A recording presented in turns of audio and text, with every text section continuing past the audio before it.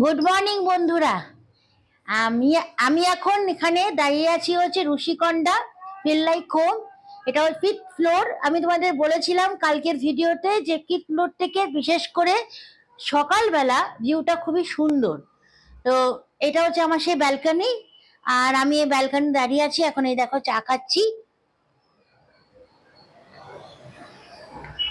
তো আমি তোমাদের ভিউটা একটু দেখাতে চাই। এখানে দেখো কত নারকোল গাছ, নারকোল গাছে ভর্তি। আর এইদিকে দেখো, আর এইদিকে দেখো, আর এখানে পাহাড়, প্রচুর পাহাড়। আর এই একটা গাছ, সেই গাছটা কি গাছ জানি না, আম গাছের মতো মুকুল হয়েছে, কিন্তু কি গাছ সেটা আমি এখনো অব্দি জানি না। তাই এটা খুব সুন্দর সকাল হয়েছে, একটু ঠান্ডা ঠান্ডা ওয়েদার, বেশ ভালো লাগছে এই বারান্দায় দাঁড়িয়ে চা খেতে। এই ভাবলাম তোমাদের সবাইকে একটু গুড মর্নিং বলি।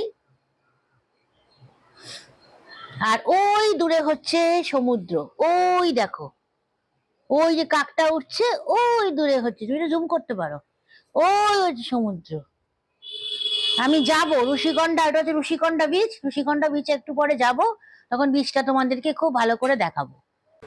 আর বন্ধুরা, এটা হচ্ছে একটা ঘরের জানলা থেকে, আমি বললাম না আমাদের এখানে 3টে ঘর, তো এটা আমি যে ঘরটা আছি তার পাশের ঘরের জানলা থেকে এটা ভিউ। সকালবেলা ঘুম থেকে উঠে যখন জানলাটা খুললাম, এত সুন্দর লাগলো, মনটা জুড়িয়ে গেল পুরো।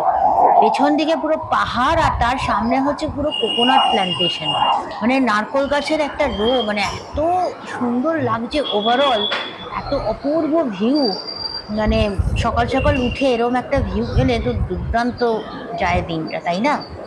তো চলো আমি এরপরে আস্তে আস্তে সব দেখাতে থাকবো। আমার চ্যানেল তোমরা দেখতে থেকো, সাবস্ক্রাইব করে দিও। পরে কোনো ভিডিওতে দেখা হচ্ছে, টাটা।